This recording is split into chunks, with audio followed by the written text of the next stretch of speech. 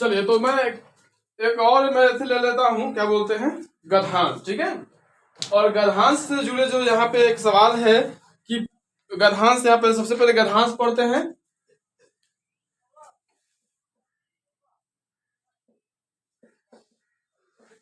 ठीक है, गधांश है, और गधांश यहाँ है, इसका मतलब 10 नंबर एग्जाम में 10 नंबर से 10 नंबर का पूछा जाता है।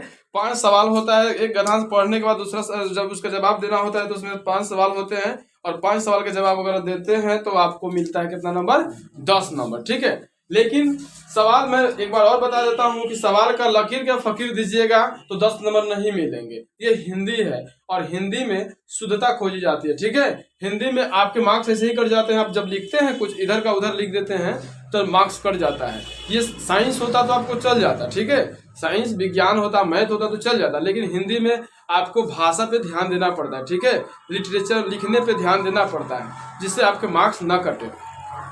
तो क्या लिखना है, कैसे लिखना है, आइए देखते हैं। तो सबसे पहले मैं इसके जो गधांश दिया है उसको पढ़ लेते हैं। गधांश क्या है? निस्वार्थ भाव से पीड़ित मानवता की सेवा, सेवा सबसे बड़ा धर्म है, उपकार है। व्यक्ति परोपकार कई प्रकार से कर सकता है।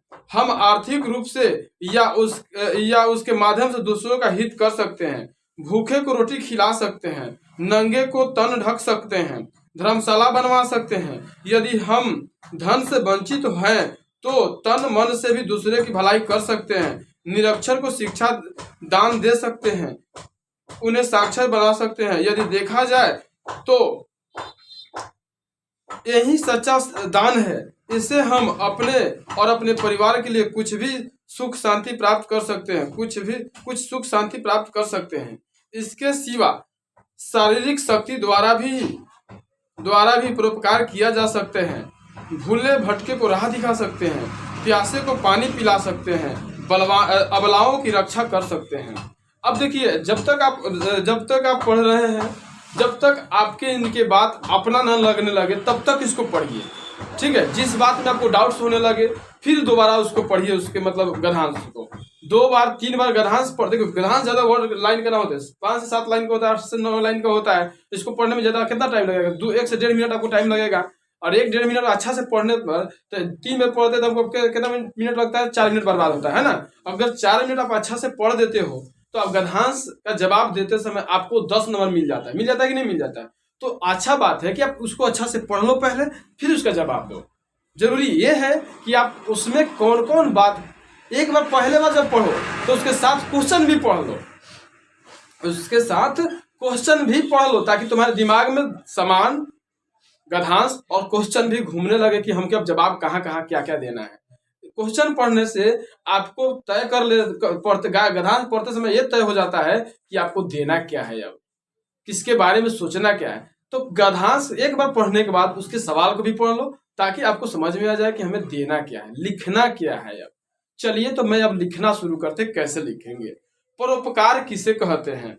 तो परोपकार किसे कहते हैं? तो निस्वार्थ भावना से अगर किसी व्यक्ति को मदद किया जाए, ठीक है, जिसके बदले हमारे मन में कोई अपेक्षा ना हो, उसे हम कहते हैं परोपकार कहते हैं। अब देखिए, आजकल नेता अगर कोई काम कर रहा है, तो एक मदद, उसकी उम्मीद रहता है कि हमको वोट देगा, है कि ना। आज अगर हम किसी को कुछ देते हैं, अगर देखना जो विद्यार्थी क्लास में तेज होता है तो उसको सब विद्यार्थी कुछ ना कुछ खिलाने के चक्कर में रहता है कि भाई कुछ बताएगा हमको भी, यानी कि लालच होता है। तो ये परोपकार नहीं हुआ। आपको कुछ मिलने वाला है जिसके लालच में आप उसको कुछ मदद कर रहे हैं, ठीक है, तो वो परोपकार नहीं हुआ। परोपकार का मतलब हुआ कि आप कोई काम कर रहे हो जिसके बदले आप कुछ उम्मीद नहीं कर रहे हो। जैसे सूरज आपको ताप देता है, गर्मी देती है, ठीक है, कुछ उम्मीद रखता है आपसे कि उसको कुछ दीजिएगा। हवा आपको शांति देता है, ऑक्सीजन देता है, कभी उम्मीद करता है कि आप उसको दीजिएगा। नदी पानी देता है आपको, कभी उम्मीद करता है कि आप उसको कुछ दीजिएगा? नहीं दीजिएगा। ऐसे ही निस्वार्थ भावना से अगर किया गया काम सही हो, ठीक है, और किसी और के मदद के लिए हो, तो वो क्या कहलाएगा? परोपकार कहलाएगा। तो जवाब देते समय ध्यान रखो कि आप किसकी जवाब दे रहे हो। तो परोपकार किससे कहते हैं? तो किसी असहाय व्यक्ति को, कमजोर व्यक्ति को, ठीक है, निर्धन व्यक्ति को अगर आप मदद करते हैं, जिसके बदले आप कुछ उम्मीद नहीं रखते हैं, उसे हम कथी कहते हैं? परोपकार कहते हैं। दूसरा सवाल ले लेते हैं, परोपकार किस प्रकार किया जा सकता है? तो परोपकार कई प्रकार से किया जा सकता है। जवाब कैसे देना? तो परोपकार कई प्रकार से किया जा सकता है, जैसे किसी को धन देकर, ठीक है, कहीं घर बनवाकर, कहीं रास्ते में कल हला देते हैं, चापाकल हला देते हैं, ठीक है, चापाकल हला देते हैं, या फिर विश्रामालय, कहीं रास्ते में विश्रामालय बना देते हैं, या फिर कोई आदमी कहीं जा रहा है राहगीरों के रास्ता दिखाकर, है कि नहीं, या फिर आप क्या कर सकते हैं, या फिर अगर कोई सामाजिक काम हो रहा है उसमें अपनी सहयोग देकर, ठीक है, इस तरह से आप क्या कर सकते हैं? मतलब परोपकार कर सकते हैं, ठीक है, परोपकार कर सकते हैं। दूसरा बात इसमें और जोड़ सकते हो, चाहो तो एक और बात जोड़ सकते हो, कोई आदमी अगर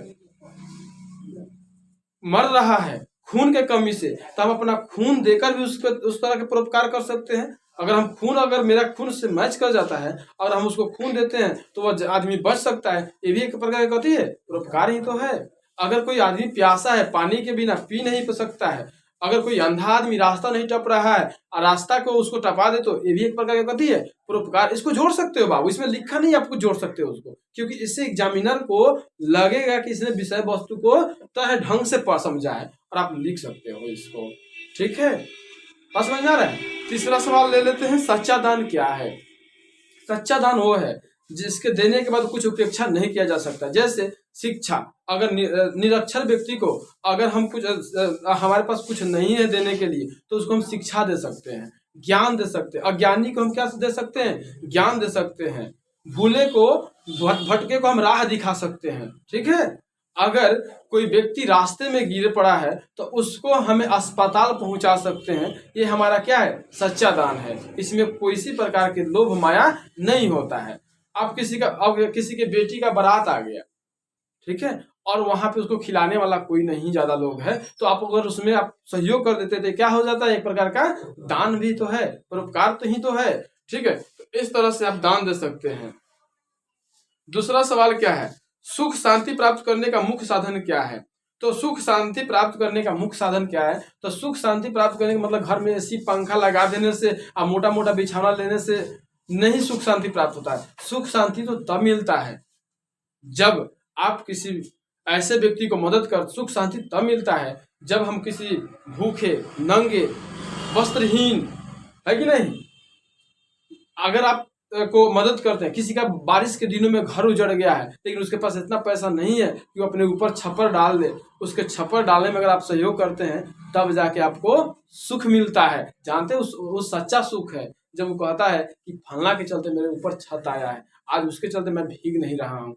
ये सच्चा सुख है और यही सुख आपको जीवन में आनंद दे सकता है। पंखा, फ्रिज, टीवी लगाने से आनंद नहीं मिलता क्योंकि इंसान बेचैन ही रहता है, ठीक है। सच्चा सुख तो तब मिलता है जब एक इंसान का मदद करता है, उसके दुख कष्टमय जीवन। अब राजस्थान में कोई पानी के लिए मर रहा है, ट्रेन में बैठा हुआ है, राजस्थान से ट्रेन गुजर रहा है बीकानेर से, और ट्रेन उधर से गुजर रहा है, आदमी प्यासे से मर रहा है, अगर आपने उसमें 10 डोल पानी बांट दिए तो आपको सच्चा सुख वहीं प्राप्त हो जाता है कि नहीं हो जाता है? तो ऐसे भी आप सभी एग्जाम्पल को जोड़ जोड़ के लिख सकते हैं। ये आप देखो, किताब में देखना ही नहीं है, विषय वस्तु को समझ लो पढ़ के और उसको अपने से जवाब दो, ठीक है। बिना आर्थिक सहायता के परोपकार किस प्रकार किया जा सकता है? तो बिना आर्थिक सहायता से परोपकार किस, तो हम बिना आर्थिक से निरक्षर को शिक्षा देकर, ठीक है, भटके को राह दिखाकर, अंधे को रास्ता टपाकर, है कि नहीं, अबला स्त्रियों की रक्षा करके। अबला मतलब क्या होता है? स्त्रियां होती हैं, स्त्रियां को बोला जाता है अबला। तो लड़कियों की रक्षा करके, ना कि उसके वीडियो व्हाट्सएप पे डाल के, फेसबुक पे डाल के उसकी रक्षा नहीं किया जा सकता है। उसके रक्षा किया जा सकता है उसके इज्जत बचा के, अबलाओं की रक्षा करके हम उस सच्चे मतलब बिना। उसके बाद अगर हमारे पास पैसा नहीं है किसी का इलाज करने के लिए, हमारे शरीर में भगवान ने खून दे रखा है, तो हम उसको खून दान दे देंगे। इससे हमारा सच्चा मतलब बिना आर्थिक सहायता से भी हम उसको परोपकार कर सकते हैं, ठीक है। इस तरह से जवाब दीजिएगा। एकदम आपको पूरा का पूरा कितना नंबर मिलेंगे? 10 नंबर मिलेंगे। विषय वस्तु से जुड़े जितना भी आप जवाब लिख सकते हो, लेकिन बड़ा मत लिखो, सटीक सोचो, अच्छा सोचो, आपको एकदम मिलेगा नंबर। ठीक है।